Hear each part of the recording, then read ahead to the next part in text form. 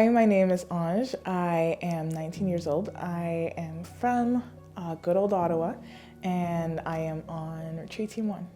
A retreat we had somewhere in Alberta, and I had a girl in my small group. Yeah, she told me that she was Catholic, but that she had always struggled to find ways to connect with God or to get deeper in her faith. After prayer ministry, when we had the chance to pray over, all the members of our small group prayed with her, and after I prayed with her, she went up to the front, to the little stations we had with Bibles, prayer cards, and rosaries, and she grabbed the Bible, and at the end, when we had our last small group, she told me that when she was reading the Bible, she really felt she was hearing God's voice while reading that Bible. Yeah, she asked me if she could keep it, and I said, yeah, of course. And she said she was really happy because she had never felt that close to God before, and I found that so beautiful. A story about a youth at a classroom visit at a junior high school.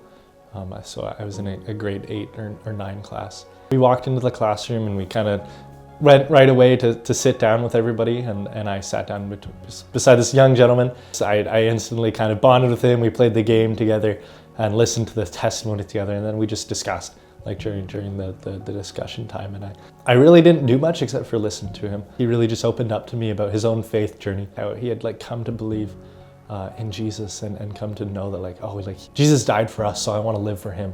Those are kind of the words that he was using, and how he wanted to share this with other people, but it was hard, and he wanted to share it with his family, but it was hard. And it was really beautiful just to hear this young man's strong faith, but he kind of just seemed alone. At the end of me just listening to him and affirming him and all these things, I just asked him if he wanted to give his life to God, and he was like yes, but I'm not baptized, and I said it's okay, you don't have to be baptized to give your life to God. That's an amazing step, being baptized, but we can still commit our lives to God before that. And so I used one of our commitment prayer cards, and I prayed it with him, and we just prayed it out loud together, and he was so eager to do that and so grateful.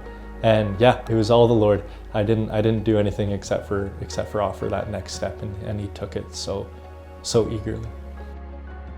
There was a youth, he had said that he knew the facts about Catholicism, that he wanted to have what we had, but he didn't know how.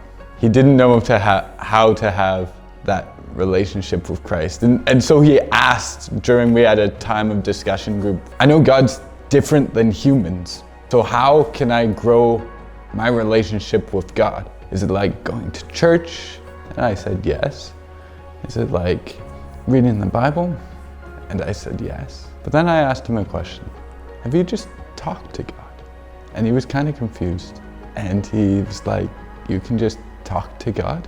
And I said, yes. And I asked, can you try talking to God? I just encourage you, can you try the next time you sit down to pray? Just talk like you would a friend. And so we had a time of prayer during that retreat. He just sat down and he started to talk to God like he was a friend. And he said it felt like God was sitting right beside him, and that it was the first time that he had ever actually talked to God.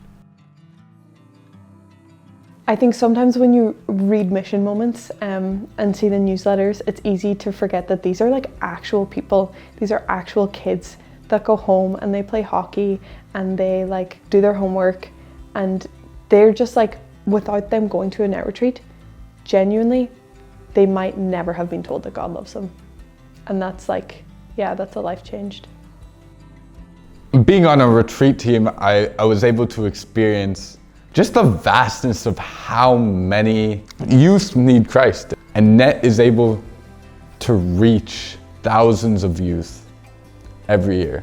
We've had many a teacher come up to us and say that what you did, we could not have done. And it's not because we're more special or more talented. Often these teachers knew more about their faith than we did. For a youth to hear that someone around their own age or just slightly older than them, giving up a year of their life to share this amazing thing that they have found automatically builds a sort of trust that is not often reached in other places. To hear that this is like Net's 30th year of ministry, honestly, it makes me feel a bit privileged to be a part of it. Like, this has been going for 30 years, and on the 30th year, I get to be a part of it. I get to be like one of those people that's telling people about God, like telling people that God loves them, because some of them have never heard it, and to be part of that is really cool. Yeah, I think Net should just keep it up, keep going, and yeah, continue this mission because it's what the world needs. The world needs Christ, and if by doing what Net does, even one person can learn about Jesus, or one more person can know, wow, he died for me, he died for my sins. Even if just one person could hear the gospel message, I think it would be so worth it.